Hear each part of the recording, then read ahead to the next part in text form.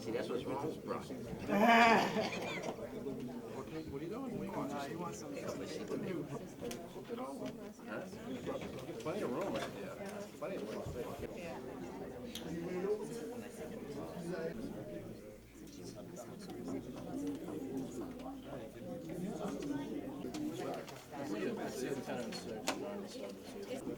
First of all, we just say my name is Jeannie Tavares, and unfortunately, I'm not able to vote for any of you guys because I live in Rhode Island, so I'm the perfect person for this job.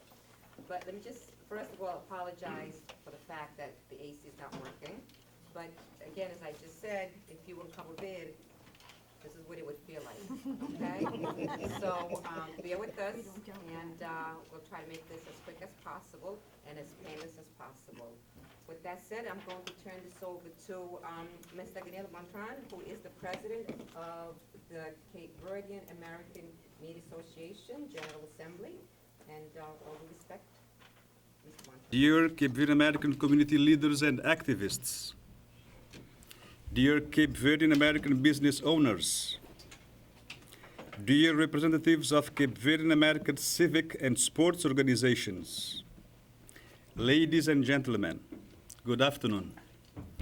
Boa tarde, bem-vindo ao Consulado Geral de Cabo Verde. I would like to welcome you all to today's forum.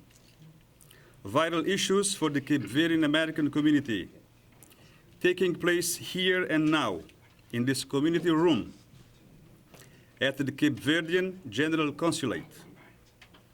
I am sure it is going to be a rewarding experience for all. Our deepest appreciation goes to the Cape Verdean Council, Pedro Graciano de Carvalho, for making it possible for us to host today's forum here at the Cape Verdean General Consulate. We are really grateful to the candidates who were able to find a slot in their very busy agendas to be here and now with us in this forum, to briefly introduce themselves and take this opportunity to demonstrate how they will be defending the interests of the Cape Verdean population residing in Brockton if they were elected. This is extremely meaningful to us. At this time, I would like to ask all of you to join me in applauding all the candidates running for mayor.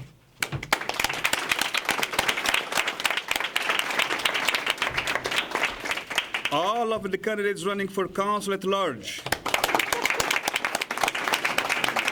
And all candidates running for city councilors. With just 9 days left before Brockton's preliminary election, this is the time and the moment for the candidates in attendance to demonstrate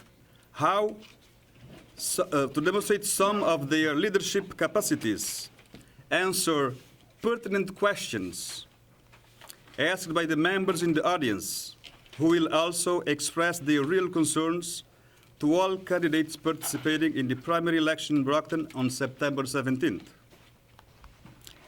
Let us keep in mind that this is a forum, not a debate.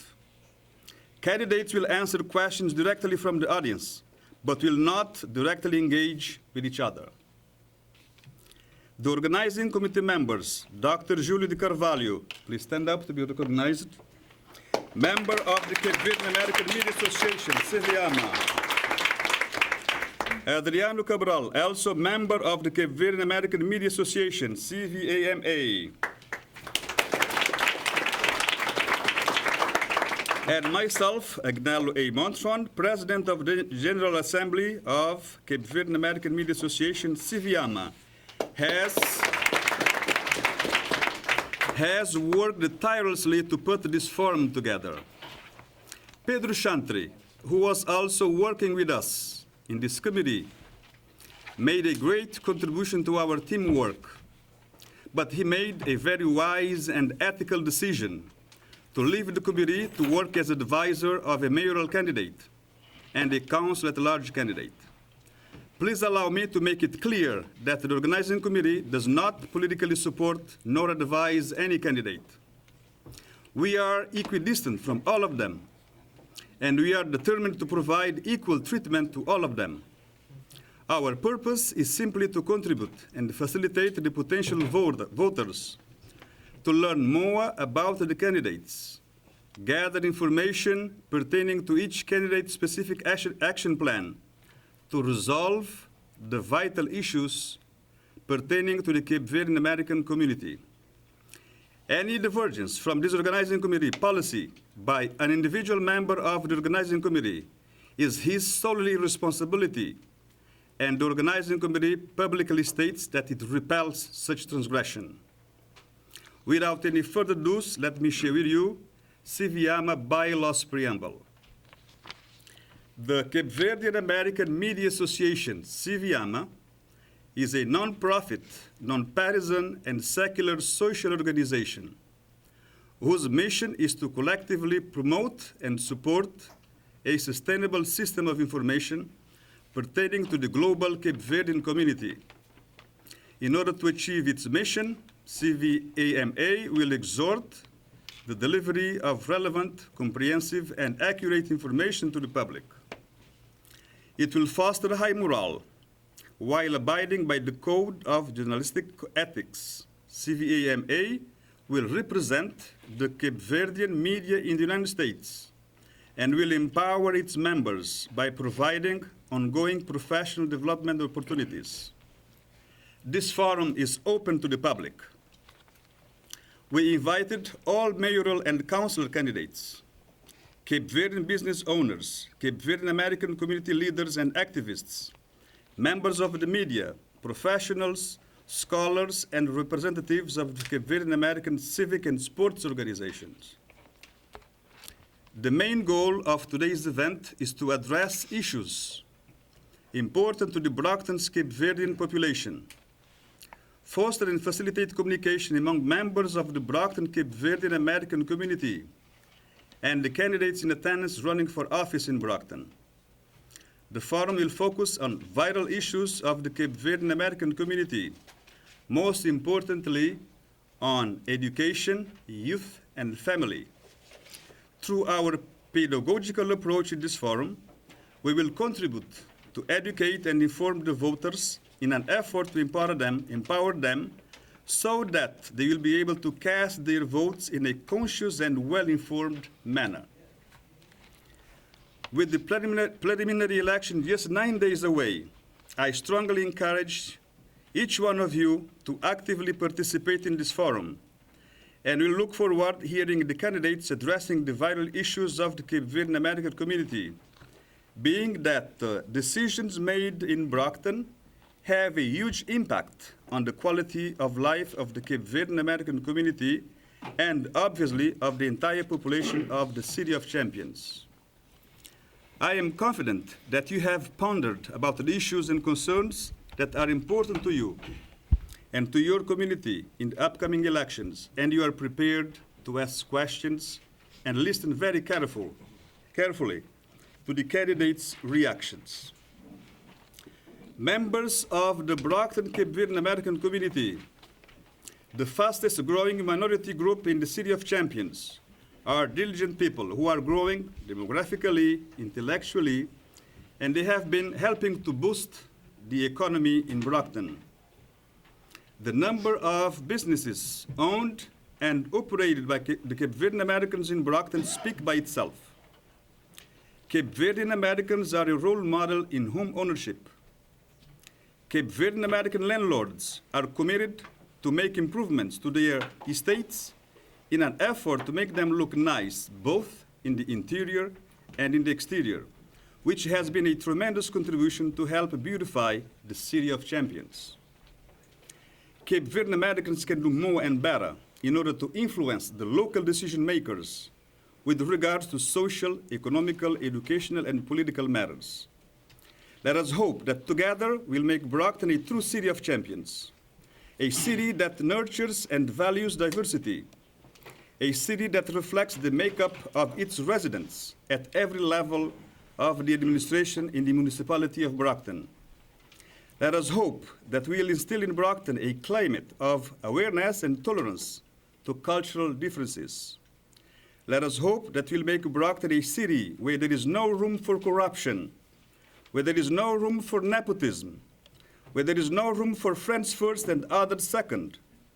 A city with equal opportunities for all, not only for the boys and girls of the club, thus lessening the gap between the rich and the poor. Let us hope that we'll make Brockton a city of peace, love, and unity, free of illegal gun, drug, with zero gun violence. Let us hope that the Cape Verde demographic power in Brockton will be balanced to its corresponding political power. Let us be proactive than reactive. Thank you all. Obrigado. God bless Brockton, Cape Verde's 11th island. Thank you very much.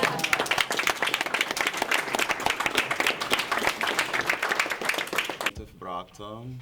I work in Brockton with the families of Brockton and a member of CVAMA. I thank you all for coming, for taking the opportunity, time away from your families. And I'm sure this is the time where your schedules are so very busy to be here, so we respectfully thank you for taking that opportunity. So we're here, the idea to organize this forum is to come here and share concerns and views and vision. As Montron said, Brockton is increasingly a city of diversity. So we think that with contributions of everybody living in Brockton, that's the only way that the problems and issues in Brockton can be addressed properly, concerned all the residents of Brockton. One of the things, so our forum focuses on youth, family, and businesses. One of the things that we did, I myself personally and some of the residents of Brockton, we went around the Brockton area to ask some questions to the residents. What are some of their concerns? What are some of the issues that they have, maybe have some ideas? And those issues were related to things that pertain to some of the decisions that the city officials will have to make. Licensing, hours of operation, taxing, street lighting, security, customer service with the city hall, parking, street sign, some of the things that usually the business have some concerns. And they openly express their concerns. And it seems that majority of the business that we contacted, they spoke about licensing seemed to be the problem. And they also pointed the inspection, business construction, and some of those problems relate to the fact that when they, because of the language, these are a community very entrepreneurial. They want to build businesses. They want to create jobs. And if you look at the main street, we all know it's increasingly coming more and more small businesses, which is an opportunity for jobs for the young folks. But they face some challenges that they would like to be resolved. So that's one of the issues that we would like to hear from the candidates for the city official, what will be an approach to resolve some of those issues. The other concern that I also asked a question about has to do with the security. The security, see, most of the small businesses seems to have this concern, security. We don't feel comfortable in the neighborhood. And again, about the security, we know that there is 9 deaths in Brockton since January 2013. So that, according to the Enterprise News, so that is a concern to all of us. We know that some of the young folks of Cape Verdean community are also involved in those issues, but they pertain to Brockton. And so we want to come as a resident and as a members of the community who supposedly, and I think I can say surely, we understand the culture and understand some of the issues. For example, myself, I work in the community and I work with the family, so I'm listening all the time to the concerns that they have. So in discussing what will be the best approach to resolve those issues of Brockton. For example, an approach that, for example, take into consideration some of the challenges that the families have would be something that we will appreciate. For example, let me give you an example. My daughter attends Brockton High School, and sometimes she misses school, and so there is. I think Brockton High School made a huge effort to make this collective call to the parents, saying, "Hey, your child didn't show up at school today," so just so that you know, which I think is great. But yet, there was a message that was in Portuguese, supposed to be in Portuguese, and when I listened to the message, it's no Portuguese. Nobody could understand it. And I said, okay, I wonder maybe somebody will fix it. Guess what? It passed for more than a year, that same message. That struck me because I would think Brockton High School has teachers who speak Portuguese, and I'm sure there is administrators because there is ESL class who speaks Portuguese. Why wouldn't you connect some of those people and say, hey, can you check this Portuguese and see if the message is getting to the parents? That's one example. Another example, for example, at one point, it was last year, sometimes there is this parent-teacher conference that they call, I receive emails. Sometimes I do a lot of those meetings, but I know most of the time when I go, I don't see a lot of the parents. But one day, they sent the message in Creole. I don't know, I think it's José who made the message, José Andrade. Are you here, José? Mr. José. Mr. José took the effort to pass the message in Portuguese. At least it's your voice that I recognize. Guess what? There was a lot of people showing up to the meetings. So those are small things, apparently, but make a huge difference. So those are some of the examples of approaches that we would love the city officials of Brockton to take into consideration when they relate to Cape Verdean community. And before I close, because I know we're limited in time, I wanted to also speak about the families of Cape Verdean community. Immigrant community is an asset, not a liability. Immigrant community, we bring culture. We'll bring a different culture. For example, let me give a brief about the immigration of Cape Verdean. Cape Verdean has immigrated to the United States since the 18th century. Okay, so some of you might know. So that means we still have people coming from Cape Verde. That means that some people is fourth generation of immigrants, doesn't even know the culture of Cape Verde, but they still share the pride of calling themselves, I'm Cape Verdean. And Brockton is one of, if not the one where the culture is, there is the most recent immigrants. And because of that, a lot of people of Cape Verde from other areas like Cape Cod, New Bedford, they come to Brockton to share the culture, to share the taste, to share the entertainment, música morna, cachupa, all of those things that their parents and great-grandparents talk about, they come to Brockton to share those things. That's an opportunity. That is a touristic attraction to Brockton. So we should take that into consideration for the development of Brockton.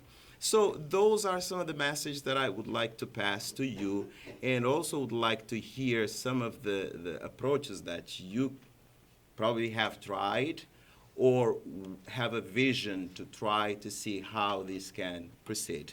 The other thing that I also want you guys to consider is the types of lives that immigrant families bring to when they immigrate. Immigration has a lot of traumatic experiences. When parents leave the country, they leave their kids behind. They separate with their children. There is this trauma of separation early in life. And when they come, all they do is work. Sometimes they work more than they should, but that's the goal. That's what they came for.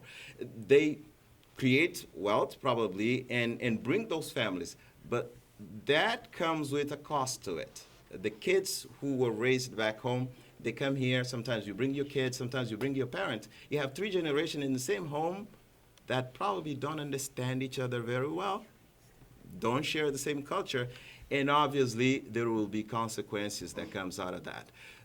I understand it's still the parents' responsibility, it's still the community responsibility, but obviously this is a vulnerability that those parents have to survive. Again, those parents want to provide the best for their kids. They want the best education. They don't want their kids to drop out of high school. They don't want the kids to be out in the street. So if there is an approach, if the city understand those issues and approach the community, how can I help you? Or find a way that less intimidating to the parents and don't feel threatened when they look for service or even educated. I take that role a lot to educate the parents to access services and opportunities. I think it will lessen the stresses that the families go through and probably more effective when they try to take care of the kids, because we know our kids get involved in not so good things that happen in Brooklyn, like crimes, delinquency, and stuff. Those are the unfortunate things that happens, but not that this is the culture or not that this is. I'm not going to talk longer because I know Dr. Marisa will talk more about the youth, so I'm going to let you go. Thank you very much for coming again. I hope that we come out of this forum with a sense that there is work to be continued, and we will need to continue to discuss about these issues for the better of lives of Brooktonians. Thank you so much again.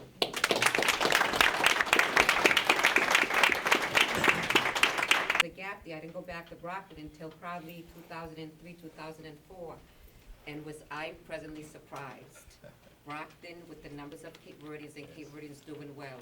So with that said, thank you. You've made some great points, and I'm sure the candidates will be more than happy to address them. Ginny, so If we have anyone here running for the school committee, I realize we have nobody here running for school committee. So therefore, I'm going to change my speech because I want to be practical. This event was supposed to take place last night, but it did not because we were having a huge discussion because Cape Verdean soccer team was supposed to be playing against Tunisia for World Cup qualifying one. And we won 2-0 in Tunisia. If Brockton was paralyzed yesterday afternoon, that was the reason. And then at nighttime, I attended the Ambassador's Fatima's Vegas Farewell's party. I saw many of you there. Thank you so very much for being there to honor a great Cape Verdean citizen. And some of you might not, for one or other reason, you were not there, you were not invited, or you were not aware. We still want to thank you for your continued support to our community. Interestingly, I have done a study. Actually, my doctoral degree is in educational leadership. I did a socio-anthropological studies on Cape Verdean in northeastern part, especially Brockton. And to this date, even the Cape Verdean government cannot tell you specifically the number of Cape Verdeans we have in Brockton or Boston or any place. And it was so intriguing to me. We had an American political individual stating that he represents a community with the largest Cape Verdean constituent. And actually, I didn't know where he got his data, but that certainly does not reflect what I'm aware of myself. It is real, the issue with Cape Verdean community.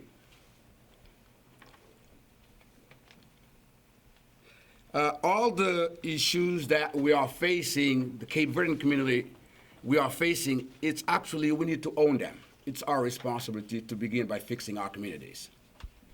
But in order for us to fix our communities, we will also need your support. Cape Verdeans, you in Brockton, you know the number of you have an idea the number of Cape Verdeans you have there, despite the fact that most of us, we do not vote. It's because we lack education. We need to educate Cape Verdean peoples in terms of voting.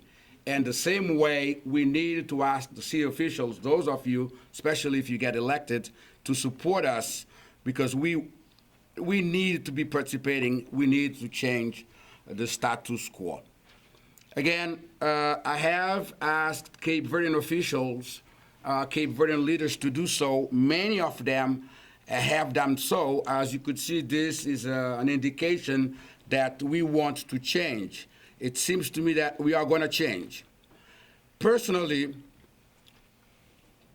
I honestly believe that in Brockton we need more pro-Cape Verdeans candidates or officials, and we need more pro-Cape Verdean school committee people, director, people in the leadership position, because we do have a tremendous impact in Brockton, and we intend to capitalize our community this time. That's why you can see here to move forward with that. I was asked to talk about education, but since I see there is no school committee individual here, despite the fact when they approve their budgets, they're going to have to send it to the city councilor and eventually for you to look at it. I have decided to be pragmatic, to be asking you direct question I would like you to consider. My first question would be to check your policy and practice in terms of reaching out to Cape Verdean and other minority parents. By simply sending a note in Spanish, Portuguese, or Cape Verdean, that will not do it. The reason is because some of them do not know how to read, even in the Cape Verdean language. And especially when you put that stamp, say, find someone to translate it for you. No one has time for that. Second, check how intimidating school system can be sometimes. Exactly because of the lack of school officials' understanding of cultural pluralism, or because of our culture. We believe that school officials, they are like another parents. Then we respect what they say, despite the time we know often people are not fair in their judgment.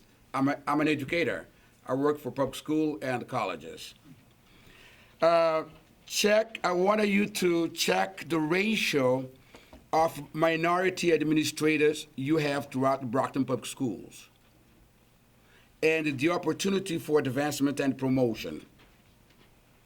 I wanted you to check the hiring practice and ask yourself if you ever hire the people you ever hired in the last 2 to 4 years. I hold several academic degrees, including doctoral degree in educational leadership. I am fluent in 7 different languages. I'm 48, been teaching since I was 20 in 4 different countries. I applied for a housemaster position in Brockton High School. I'm a Cape Verdean. I teach people, I teach doctoral studies. I teach people, I'm a coordinator for practicum for school. And I was not considered to receive a letter to acknowledge me. I am Cape Verdean. I speak the language. You don't have to pay anyone to translate for you. So my point is, once you're able to understand our concerns through the question I have just presented to you, then you might be able to resolve the issues affecting Cape Verdean. But we Cape Verdeans, especially myself and all of us, we are aware that we need to do more. We have been too passive. We are sitting there and expecting the Superman to come. But it is time for us to be proactive, for us to talk with you, and I personally, in the name of this committee and the Cape Verdean Consulate and all Cape Verdeans, would like to thank you for taking your time to come here. Because, again, in addition to being part of the CVAMA and the system in the United States, I also am a part of national political party in Cape Verde. And in Cape Verde now we're trying to persuade Cape Verdeans to participate actively in politics in the United States. It will benefit us here because in the United States, as I have said in the past, if you don't vote, you don't count. Cape Verdeans need to wake up, and that's what we are doing. And we're going to push them. Because I did not get a job in Brockton, I moved to Lowell. I reside in Lowell, but I come to church in Brockton. I socialize in Brockton. So I live outside, but I'm an insider. Lowell, actually, the city manager of Lowell lives outside of Lowell in Chelmsford. So you see? So what I want you to do is to commit yourself to work with us honestly for us to improve the city of Brockton and all residents of that great city.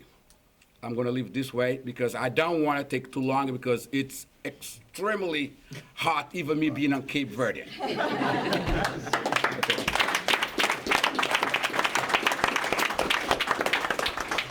Dr. DeCavallo, you think it's hot here today? Wait until Election Day comes. You're really going to be hot then. But anyway, with that said, this afternoon we also joined by Marisa Gonzalez, who is a postdoctorate fellow and staff clinician at the South Shore Mental Health. She will be addressing, I believe, the youth and family issues that we have. So please welcome Marisa Gonzalez. Born and raised in Brockton. I am a proud Brocktonian. My parents came here during the late 60s, early 70s. We were one of the few Cape Verdean families that lived here at the time. Since I left Brockton High and I went to Boston College and I went and did my master's and my doctorate, unfortunately, I would come back and always be noticing the influx of violence in my city. And it never set well with me because of Brockton. We were never the type of community that represented itself in that way, the city of champions. And also as a Cape Verdean, I know that it doesn't reflect the history of who we are as Cape Verdeans. It never has. And unfortunately, at this point, it's stereotyped as us being people that are somewhat violent. So for my doctoral dissertation, I decided to concentrate on looking at resilience among Cape Verdean men. I, like other Cape Verdeans, were pretty sick and tired of looking at the idea that Cape Verdeans were violent people, but yet there were no type of research to substantiate the amount of violent folks that were supposedly here in Brockton or Boston.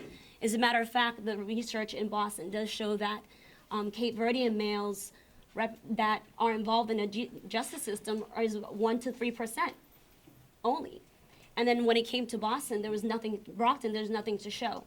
But for me, knowing that there are so many Cape Verdean men in general, Cape Verdean youth that have done well, that represent who we are as a culture, it was important for me to go out there and actually do a study to show who we are as a people. What does resilience mean? And these are the questions that I had.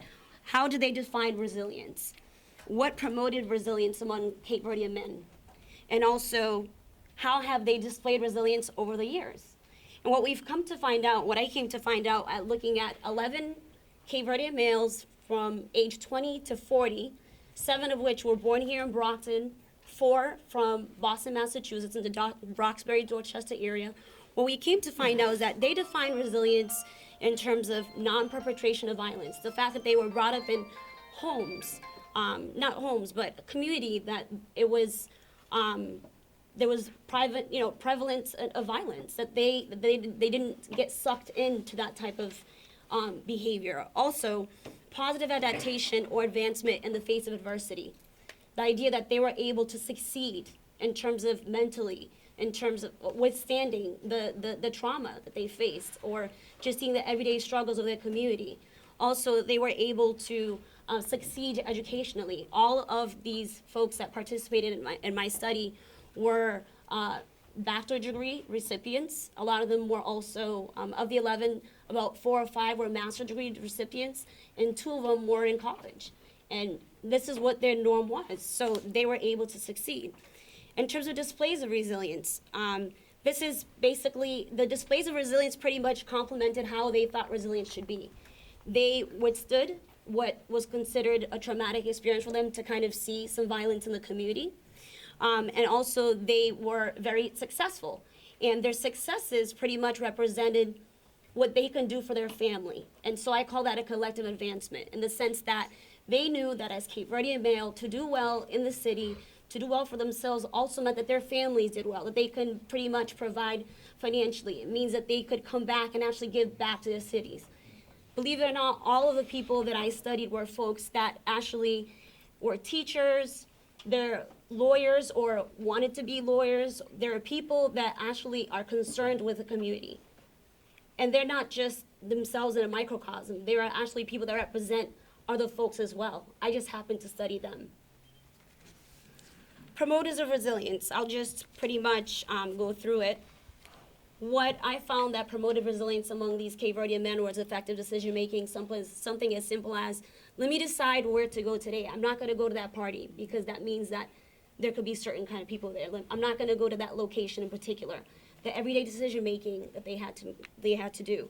Peer choices, participation activities, just being involved in boys and girls clubs, all of these communities, that type of programs that we've been proven over and over through research works. This is nothing new. We're not reinventing the wheel. Goal setting, engagement in informal education. That meant that they simply just empower themselves through reading, documentaries, movies, anything that pretty much validated their feelings and also empower them as men, as black men, as Cape Verdean men. Also, giving back, being able to be in college, and they were presidents of associations. They would come back and do whatever they could to feel like they are still identifying with the community. They were still giving back to the community that actually helped mold them who they were, that helped them mold them into who they wanted to be.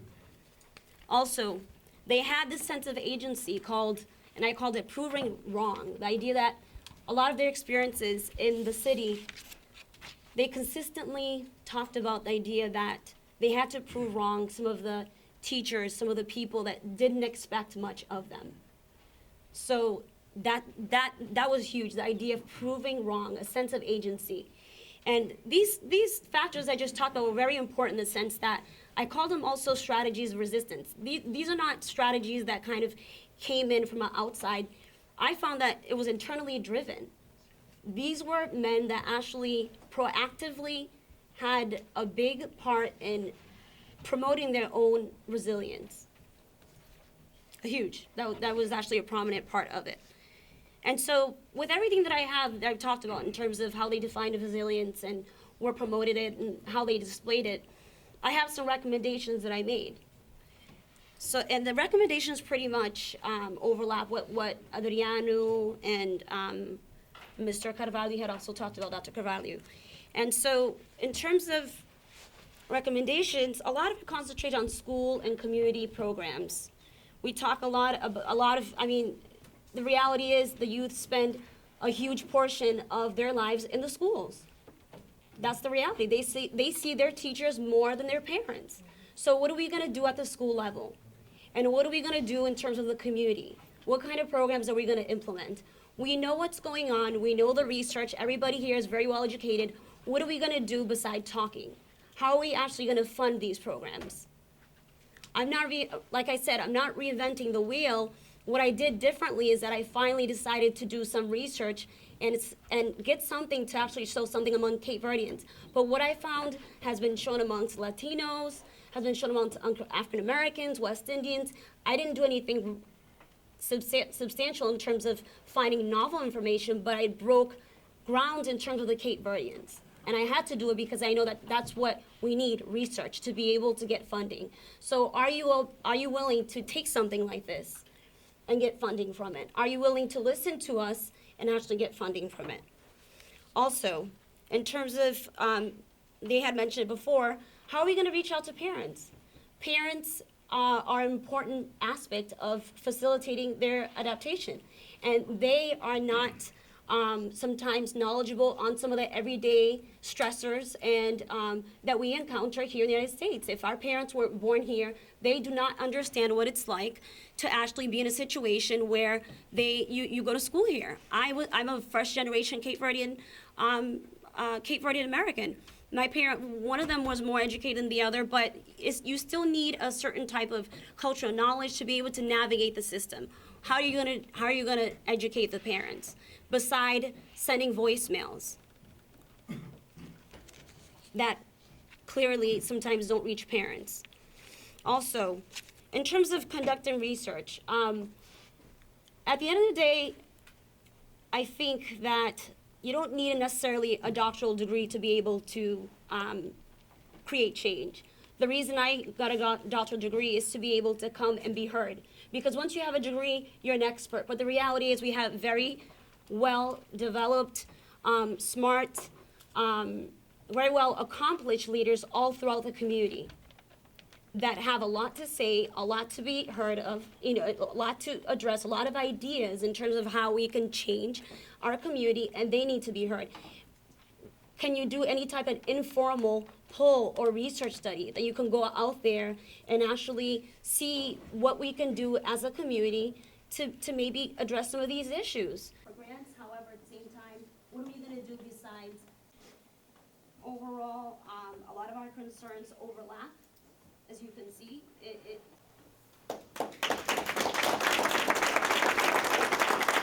active programs. One of them is the Metro South Chamber of Commerce.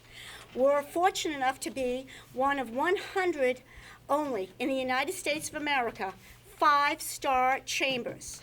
Okay? You realize that there's over 260 chambers alone in the Commonwealth of Massachusetts.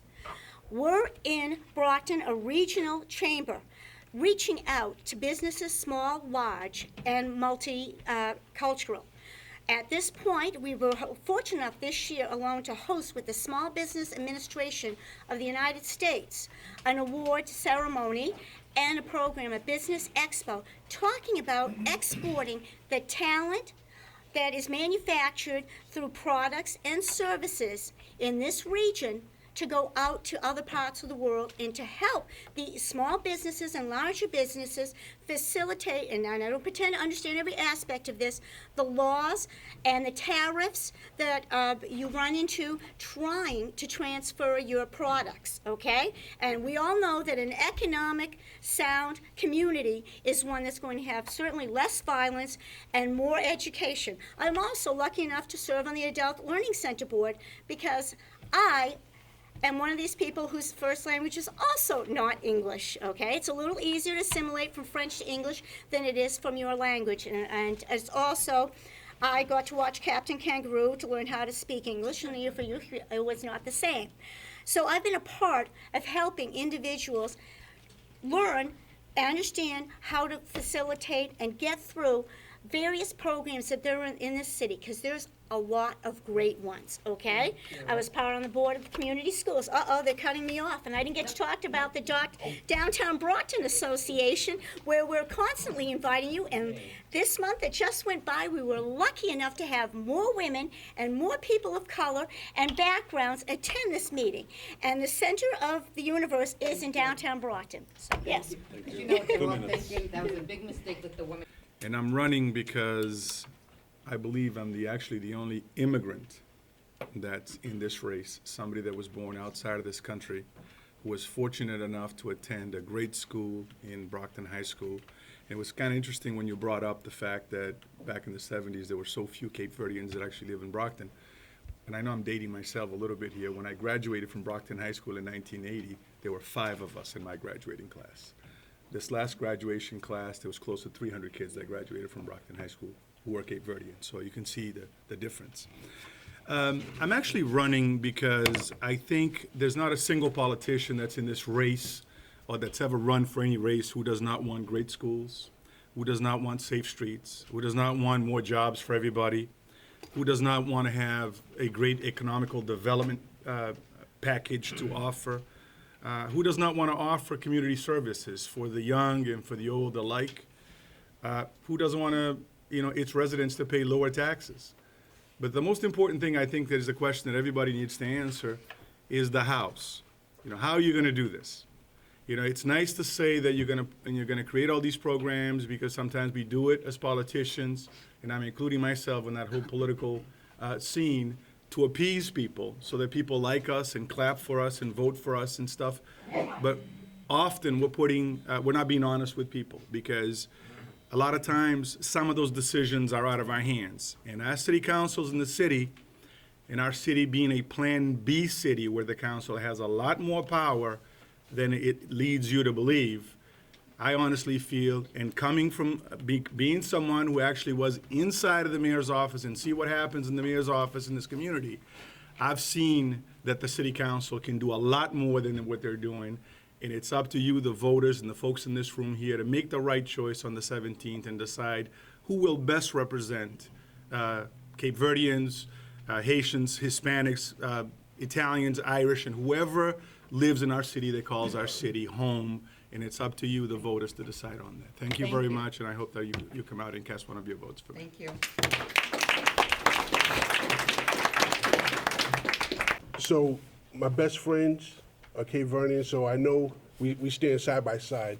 The reason why I'm running is because I have a passion for Brockton. I love Brockton, and I think that we can do better. When I talk to different businesses, they want to open up, and they're at a standstill because the situation down at City Hall, it's tough sometimes to get licenses. They have you run around. So my thing is, let's streamline the businesses. Let's make it easier for Cape Verdeans, for Haitians, for blacks, for everybody to be more proactive. So be more proactive, less reactive, and grow in the city. Because when we grow the city, the tax base, people buy houses, people spend money in the businesses. So I'm pro-business, I'm pro-Cape Verdean, I'm pro-black, I'm pro-everybody. Let's all get along. Let's make it happen. I want to thank the gentlemen and women that have coordinated this forum tonight. We had one earlier in the summer in Brockton, and I'm just so really proud that we were able to have this come to fruition. And I want to thank everybody that's running for office. I was born and raised in the city of Brockton, and I married a Brockton gal, went to Brockton High School, got out in 1988, went on to Boston College as well to get both my undergrad and my MBA degree, and I have a law degree from the New England School of Law. But those are just pieces of paper on the wall. What I am is I'm a husband, and I'm a father, and I'm a concerned citizen. And why I serve as a counselor at large, all 7 wards, all 28 precincts, is because I know what Brockton was when I was a kid, but now I'm doing it for my kids. I have a 6-year-old, a 3-year-old, and a 1-year-old, and we're not going anywhere. We're vested in the city of Brockton. I have a small law office in the city of Brockton, and I think you need a combination. World Cup soccer last night, Cape Verde was successful because they have veterans and they have rookies on the team, and that's what the city council needs. There's 2 open at-large seats right now. There's 2 incumbents running, myself and Mr. Stewart, and I am looking forward to hopefully being re-elected to serve the city of Brockton for 2 more terms. I was the council president in 2008, and it's really not how long you've served, it's what you've done since you've been on the city council. I've done some good things that have benefited not just senior citizens or veterans, but all ages and all races and all creeds. I'm a communicant of the Lady of Lords in the city of Brockton. I'm a proud Catholic. But you know what? What I'm really most proud about is coming from Brockton. And people say, oh, you're from Brockton, oh, there's violence and this and that. I'm from Brockton. You're darn right I am. And we're a good, good, good city, and we're going to continue to be a good city. So on September 17th, you can vote for 8. My name is Robert Sullivan. I hope to get one of your 8 votes. And then on November 5th, the general election, you're going to whittle that down to 4. And I hope to serve 2 more years in the city council because I'm going to work with you and for you. That's what it means to be a public servant. So thank you, and God bless you all. Thank you. My name is Nicholas Fernandez. I'm a candidate for city council at large here in Brockton. I'd like to thank all the candidates for coming here and allowing me to be a part of this process because I've learned a lot while running in this race. And I'd like to thank the members of the panel for having this forum. One thing that struck really deeply with me is that there's a strong focus for youth, family, and education, and that's what I'm all about. My number 1 priority is to focus on the youth in Brockton. I would like to see our youth programs expand in Brockton because there needs to be more opportunities for our young children because they are actually the future of our city. And if we think about it pragmatically, if we stop the problems at the source, if we stop the illiteracy, we stop the students who are falling back in education, we can prevent a lot of the problems that we see later on in their lives. So that's my main priority as a city council at large candidate. Number 2, I would love to see our downtown area become revitalized and revamped and show that we are not only a thriving city in Brockton, but that we care about how we appear to our neighbors and visitors to our city. Because our downtown area should be the beacon that represents who we are as a people. And finally, our infrastructure needs to change. And I don't mean necessarily just the streets, the lights, the sidewalks, the parks, but also how we communicate our information to the residents of Brockton, and especially to immigrant communities. Because I find, especially coming from an immigrant community and speaking to the members of that community, it's very difficult for Cape Verdeans and Haitians and Ecuadorians to get information that they need to be successful as citizens and residents of Brockton. And I would love to see that expand as a city and as we move forward. And that's going to take a lot of negotiation within the city council. We need to work together and not be at differences with our petty differences that we have. And we need to also work with whoever is the next mayor to move the city forward in a positive light. And I'm just going to wrap up. I'm asking for only one of your 4 votes on September 17th. I'm number 8 on the ballot, and my name is Nicholas Fernandez. Thank you. Ward 7 City Councilor, which is the north side, which consists of the Westgate Mall and DW's Field Park and the golf course and so on. I've been a council for the past 8 years, and I'm proud of my accomplishments as far as bringing in new business to the community. And one of them I helped out is Nick's family, JJ's Cafe. I'm proud to help them out. They had difficulties with the permitting, which was one of the things we mentioned. There is a huge gap between the City Hall and the residents of the city, whether it be in the Cape Verde or Haitian or any other foreign, speaking communities. We here as a city council, as a mayor, sorry, as I'm a city council now, we here as a mayor, what I will bring to the table is to bridge that gap. Whether hiring the right people to make the connection. I don't speak the different languages. I've been born and raised here in Brockton. My grandparents were Greek immigrants. I do have a Scottish last name, but my father's Irish and Scottish. My mother, his last name is Trientifello. So I know what my grandmother and my grandfather went through when they were over here and they came over the country. There was a gap back then, back in the 60s and so on. This is a new reality here. We have to bridge the gap. So as a mayor, I promise, I'm not going to give you false promises. I'm not going to, tell everyone that I'm going to give you jobs. I'm going to create this. I'm going to make the community safe overnight. But we're going to work hard. And I will work hard. I will roll up my sleeves. And I will be the leader for the city. And if anything happens in the city that's bad, I will take the hit for that, because that's what the leaders do. We have big shoulders. We have responsibility to educate the people here in the city, and we want to make sure this is a safe community and a community that we can be proud of to live here. So as mayor candidate, number 2 on the ballot, September 17th. Thank you. 3 on the ballot in the Councilor at Large section. The political process, we're engaged in our communities, with our families, with our lives, with our activities. What we need to do is we really need to reach out to those that aren't and pull them in. And I agree 100% with what some of the presenters have said about reaching out to some of the people that might not be aware as we are. Like Councilor McMillan, I won't make any promises because promises often are broken. What I will do is I will make pledges. I will make pledges to work with the current council, to work with the mayor, to work with the leadership, to work in City Hall to make things better for all of us. I am a lifelong resident of Brockton, 33 years. I attended Brockton schools, graduated from Cardinal Spellman High School, went on to Northeastern University to get my degree in criminal justice, and did postgraduate work at Northeastern University. I've worked in Brockton. Virtually all of my professional jobs have been in Brockton. I worked in the district attorney's office. Then I worked in the DYS, Department of Youth Services. Then I went on to the Department of Social Services, which is now Department of Children and Family. And currently I work for Congressman Stephen Lynch, and I run the Brockton office out of the 8th Congressional District. So I believe I have the experience, I believe I have the knowledge, I believe I have the resources in order to impart some of my opinions and my values and some of my core beliefs onto the council. And I think I can give a new, fresh perspective. The city is changing. Everybody has said that, from Moises all the way down. The city is changing, and the leadership also on the council needs to change. And I feel that I can bring that change to the council and bring that different perspective. I'm African American. I'm not an immigrant or anything, but I feel that we all share, the same challenges in the streets, in our community, in our homes, in our businesses. And I see Ms. Tavares standing up, so I will call it there. Thank you very much. Number 3, Councilor at Large, Shayna Barnes.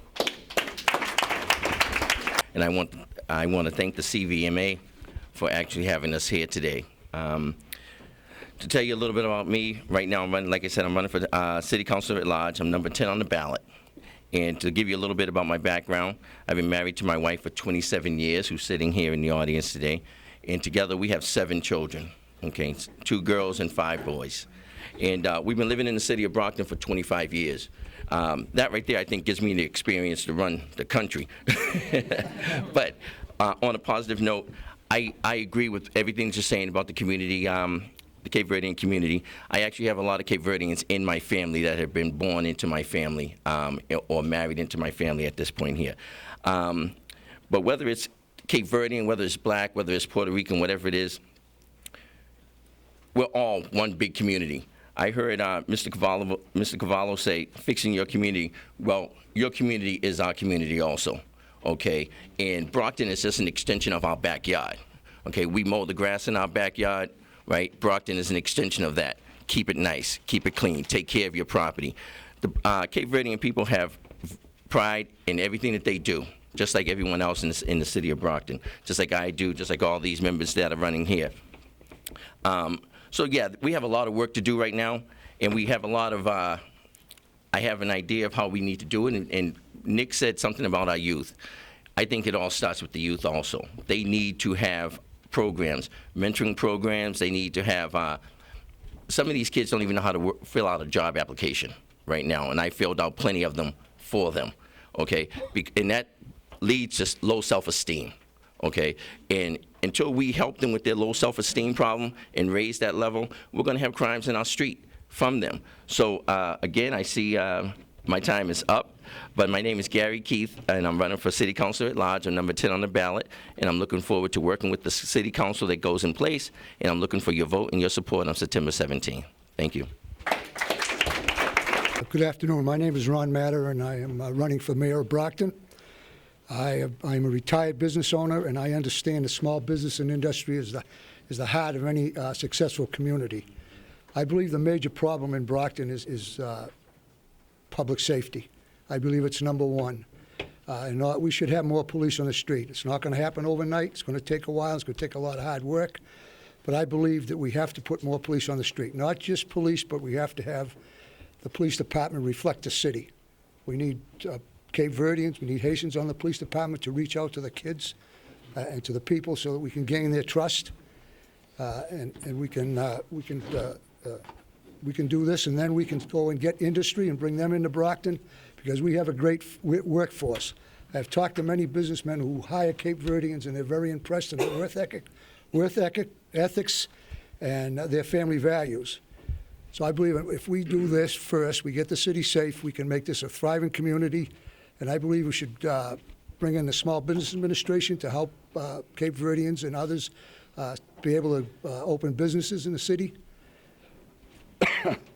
So I believe we should lower taxes, especially on the commercial side, because our taxes are way too high.